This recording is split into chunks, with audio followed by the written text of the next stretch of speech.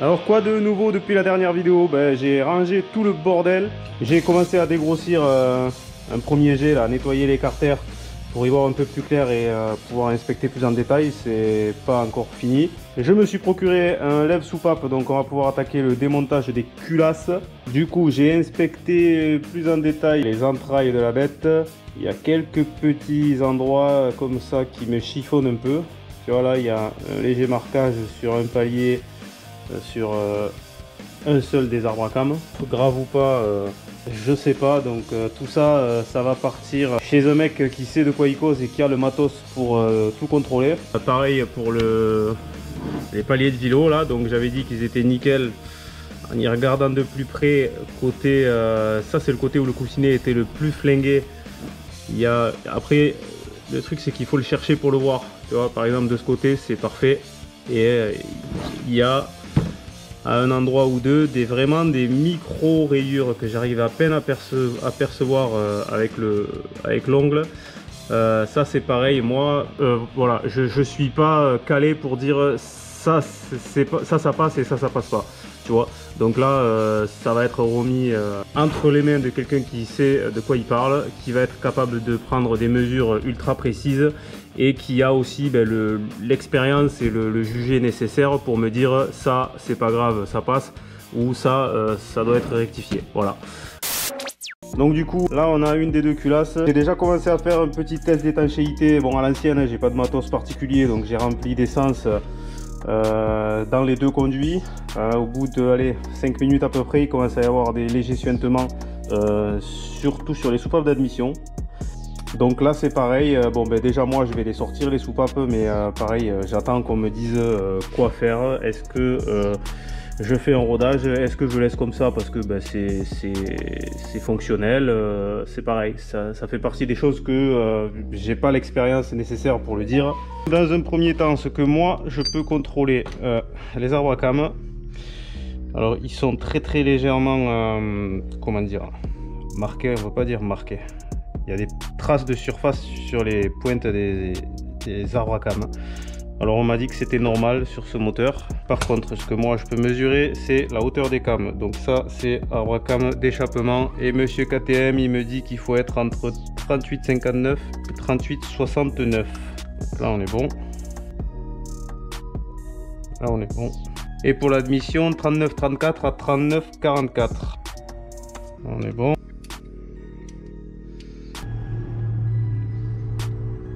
Là on est bon.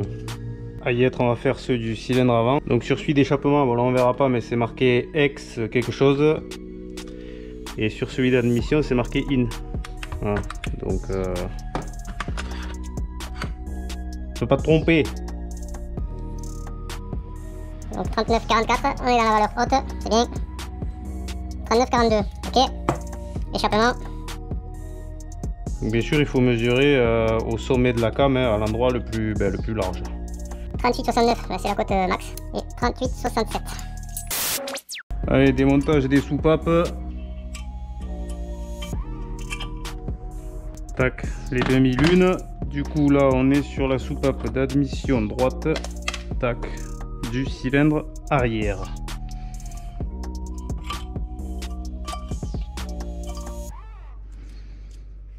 Donc tout ça on contrôlera après.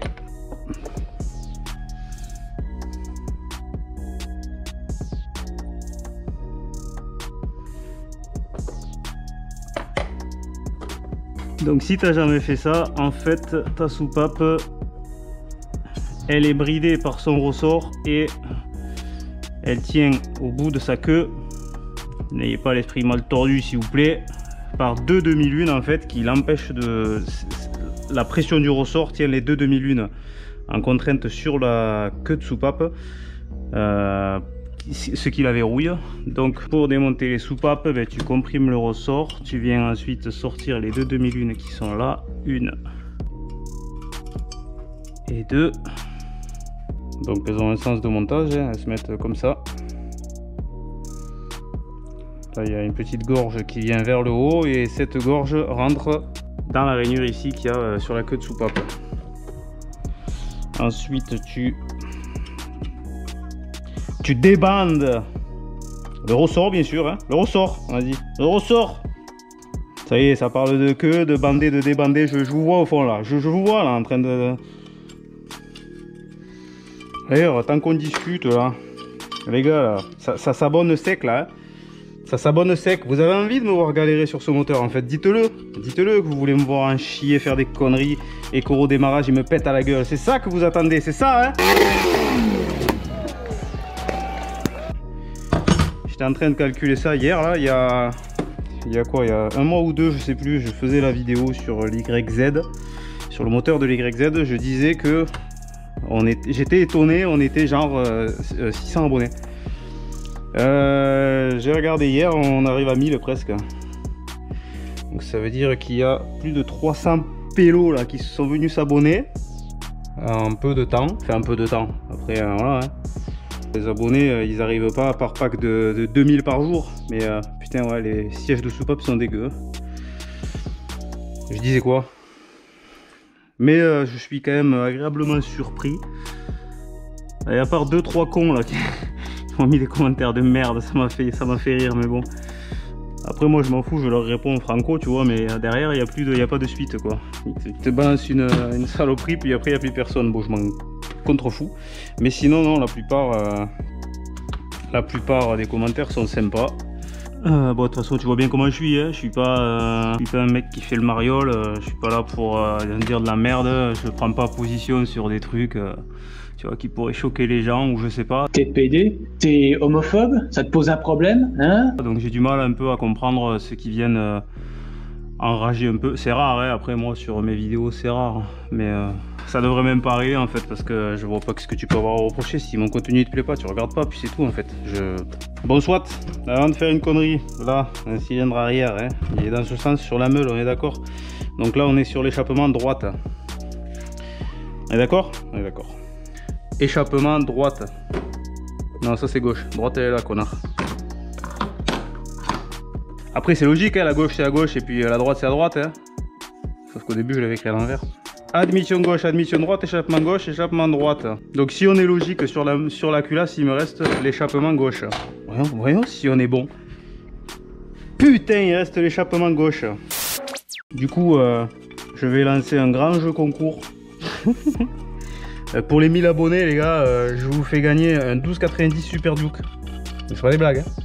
Je vous fais gagner, je l'annonce là, solennellement, devant des millions de viewers. Non, des centaines, on va rester. Hein. Je vous fais gagner pour les 1000 abonnés un 1290 Super Duke. Je te le montre.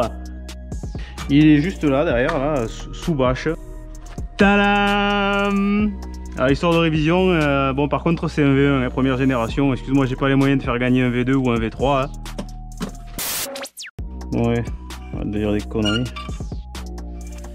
Donc voilà, t'as compris le principe. Hein. Donc le but de démonter les soupapes, déjà ben, c'est de regarder l'état des sièges de soupape. Après, quoi en faire? Bonne question. Ça, je verrai en fonction de ce qu'on me dit de faire. Hein. Je pense. Et aussi mesurer la longueur des ressorts. Ça par contre, je peux le faire moi-même. J'ai les côtes à ne pas dépasser. Parce qu'on m'a dit que à ce kilométrage là quand même il valait mieux les contrôler parce que potentiellement les ressorts peuvent être à changer. D'ailleurs au passage, je dis on m'a dit, mais on c'est qui on? Alors j'en profite pour dire un énorme merci aux membres du groupe RC8 France by Clem. Mec, c'est le meilleur groupe Facebook qui existe au monde, of the world. T'as des types, ils sont spécialistes de ces oignons là. Alors tu les saoules avec des questions pendant 1000 ans, ils te répondent. Degré ou de force. Non mais sans rire, c'est impressionnant. Les mecs ils sont super calés. L'ambiance sur ce groupe elle est terrible. Et donc je pense plus particulièrement à Étienne, à Alex et Yann. Les trois mousquetaires là, ils connaissent leur sujet et tu vois, ça dépend bien quoi.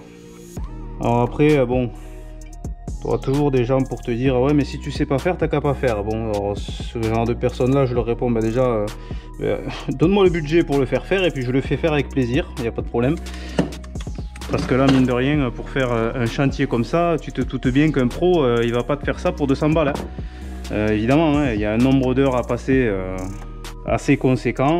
Bon voilà quoi, un pro il paye des charges, il a un local, il a tout ce que tu veux. Bon moi j'ai fait ça pour moi, ça me prendra le temps que ça me prendra mais ça me coûte gratos quoi. J'ai envie de faire tout seul aussi. Donc c'est bien d'avoir des mecs qui t'aiguillent et qui te donnent des tuyaux pour t'éviter de faire des conneries.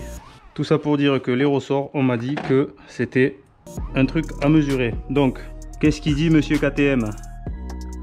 Monsieur KTM il dit longueur de ressort de soupape est à 9, 42 mm, usure limite 41,2. Donc si je fais ça correctement, je suis à 41,94, donc un poil plus court, 41,86, mais on est largement dans les tolérances. Donc déjà les ressorts de soupape seront réutilisés. Pour l'instant moi sur la culasse je vais pas faire plus que ça pour qu'ils puissent l'avoir en l'état. Donc ben, même opération sur la culasse arrière que je vais dépecer pareil. Je repense à ce que je te disais sur les commentaires. Il y a un en particulier qui est venu me parler mal là, enfin me parler mal presque. Parce que sur la vidéo au high side je râlais sur les mecs là qui faisaient chier sur la piste à se traîner la bite là. Ouais, t'as rien compris au concept de l'émission. Si t'es venu là pour taper des chronos, t'as qu'à faire le championnat de je sais pas quoi. Mais ferme ta gueule, qu'est-ce que tu viens me parler, mec? Moi j'ai payé une session piste, que ce soit au Highside ou ailleurs, j'ai payé le même prix. Je suis là pour rouler, je suis pas là pour voir des mecs qui font la parade là, tu vois, sur la piste. Tu sais, il y a des types, ils sont venus avec des GS, tu vois. J'ai rien contre les GS, même si tous ceux qui en possèdent c'est des cons, mais je rigole, hein. Mon frère il en a une en plus. Donc comme quoi tu vois, j'ai rien contre les GS, mais ça n'a rien à foutre sur une piste. Après tu veux venir avec ta GS et ton niveau de promeneur du dimanche, si tu veux, mais au moins tu te mets dans la catégorie débutant, tu vois. Parce qu'après tu as des mecs comme moi qui ont un niveau intermédiaire. Moi je suis pas un pilote hein, mais avec une machine, bon là c'est vrai que avec la GS ça se tient, tu vois. Peut-être que là il arriverait à me doubler, encore que c'est pas sûr. Mais moi je suis là pour rouler, tu vois. Je suis pas là pour ok je suis venu voir le festival à côté, blablabla, tout ce que tu veux. Il y a les stars entre guillemets, nani nana là. Mais après moi ma session piste c'est ma session piste, tu vois. Je suis pas là pour faire la parade sur le circuit. Donc lui il est venu me donner des leçons comme quoi j'aurais pas dû être là, ou je sais pas ce qu'il m'a raconté là. Mais alors que ce mec là je suis sûr qu'il a jamais mis ses roues sur une piste, il sait même pas comment ça marche sûrement. Il est revenu après en plus celui-là me casser les couilles sur une autre vidéo du coup, celle où je passe la moto chez Turnbike pour faire la carto, en train de me dire ouais comment tu peux parler de Turnbike alors que derrière tu critiques le high side patati. Ouais vas-y ferme ta gueule. Je suis sûr que lui il a des posters dans sa chambre, là il a Bader, là il a Franck, là il a Adrien, tu vois. Et après c'est t'as compris. Là ce que je fais là c'est de la paille de fer triple quadruple cinqutuple 0 là, le truc le plus fin possible.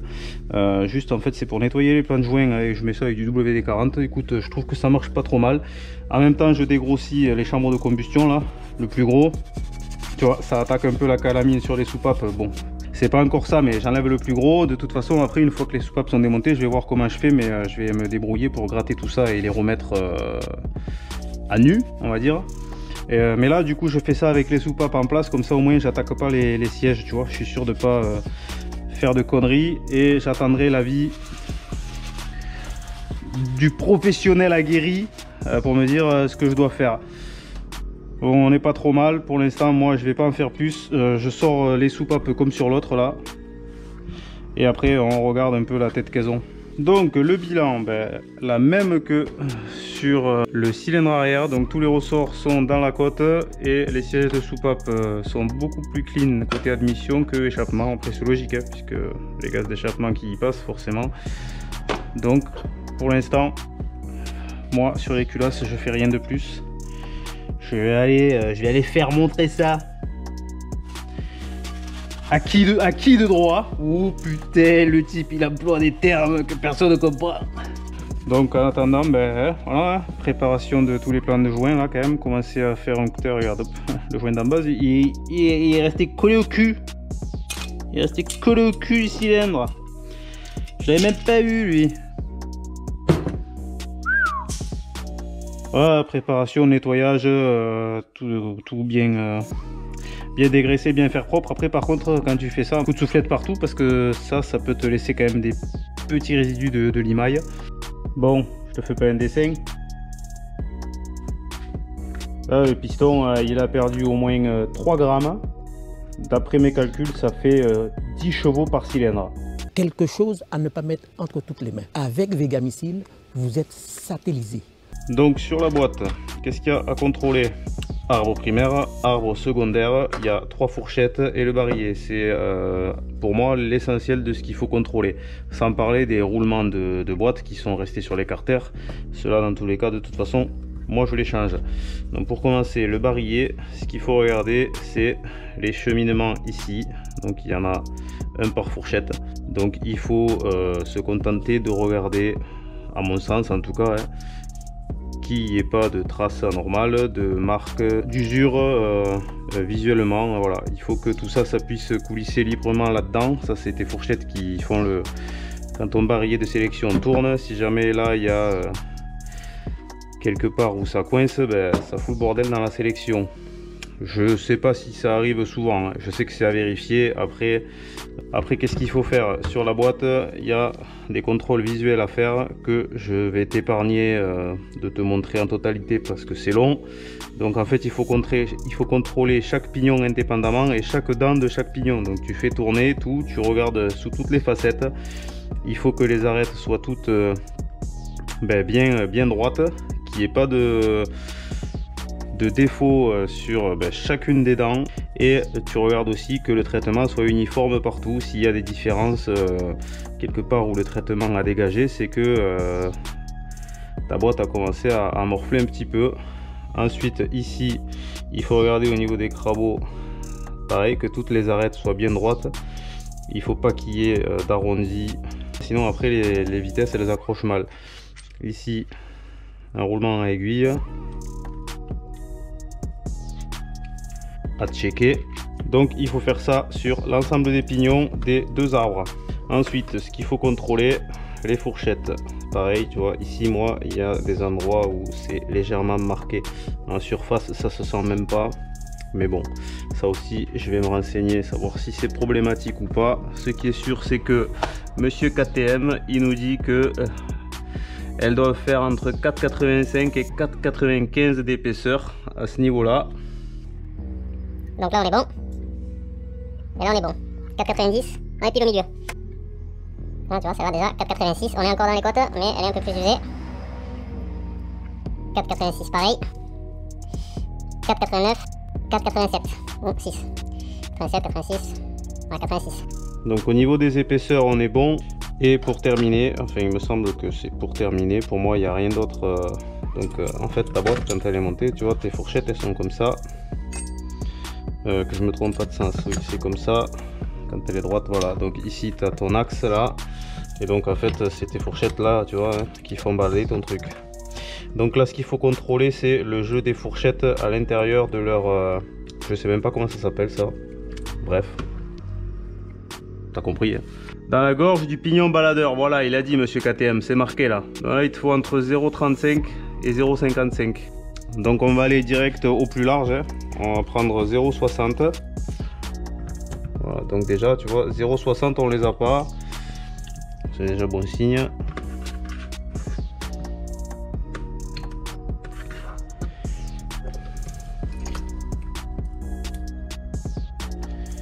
Sur celle-là non plus. Donc essayons 0,50, soyons flous. Ouais, juste. Donc là on a un 0,50. Tu vois, j'arrive même plus à la sortir. Donc il y a moins de 0,50. Donc c'est dans les côtes. Là le 0,50 c'est pareil, il passe même pas. Voilà, donc de mon avis perso, les fourchettes elles n'ont pas pu grossir, ni là il n'a pas pu se rajouter de matière, donc dans tous les cas s'il y a usure le jeu est trop important. Bon là je suis en dessous des cotes maximum autorisées on va dire, donc c'est pas la peine d'aller farfouiner à savoir exactement combien il y a moins de 0,50, donc c'est bon. Donc on va contrôler celle de l'arbre primaire. Donc pareil, la 0,50, il faudrait forcer pour qu'elle rentre. Donc on va dire que on est largement dans les clous. Tout ça, c'était avant le drame, messieurs, dames. Ça, c'est un visage de somme intergalactique. Donc tu vois, ça, c'est le carter moteur droit. Ici, c'est les passages de liquide de refroidissement pour aller dans les cylindres. Donc ici, il y avait un joint torique qu'il faut remplacer, donc je l'ai enlevé. Jusqu'ici, tout va bien. Sauf qu'au moment où j'ai enlevé le joint, il n'y a pas que le joint qui s'est enlevé. À la boulette. Donc là, je me dis, mais bordel, mais qu'est-ce que t'as branlé? C'est pas possible. Qu'est-ce qui s'est passé? Qu'est-ce que c'est que ce truc là? Là je comprends pas. Le carter il est resté posé dans ce sens en plus. Depuis que le moteur est ouvert, il n'y a pas eu de choc, il n'y a pas eu de coup, il s'est rien passé. Moi j'ai juste sorti le joint. Donc par acquis de conscience, je suis allé regarder tout ce que j'avais en image sur l'ouverture du moteur. Donc là ici je viens juste de séparer les carters. Et si on zoome, alors la qualité est pourrie, mais on le voit ici et là on voit des sortes de fentes déjà, donc il y a eu quelque chose là et ça correspond pile poil à l'endroit où ça a cassé là et là. Donc là autant te dire que je suis dans la merde parce que ça correspond à l'embase du cylindre. Donc ici ce joint là, si il a plus de retenue derrière, il va pas rester à sa place, donc potentiellement fuite de liquide de refroidissement dans le bas moteur ou je sais pas trop. En tout cas c'est la merde. Donc pour moi deux solutions, hein. Soit faut changer le carter. Ah, je ne crois pas, non. Pas envie. Pas envie. Soit il faut que je trouve quelqu'un qui me rajoute de la matière et refaire un usinage pour recréer la gorge du joint. En tout cas, ce qui est sûr, c'est que je peux pas remonter comme ça. En attendant, là, ça m'a bien saoulé. Donc moi, je vais aller boire une bière. Du coup, dans la prochaine vidéo, les pièces seront revenues de chez le préparateur qui va me prendre toutes les cotes. Donc on pourra faire le point là-dessus. La liste des pièces à commander avec du coup les bonnes cotes des pièces à commander. Faudra voir comment on fait pour décalaminer un peu plus en détail les soupapes. Voir si on rôde les sièges de soupapes. Eh, t'as vu ça? C'est un piston d'FZ8.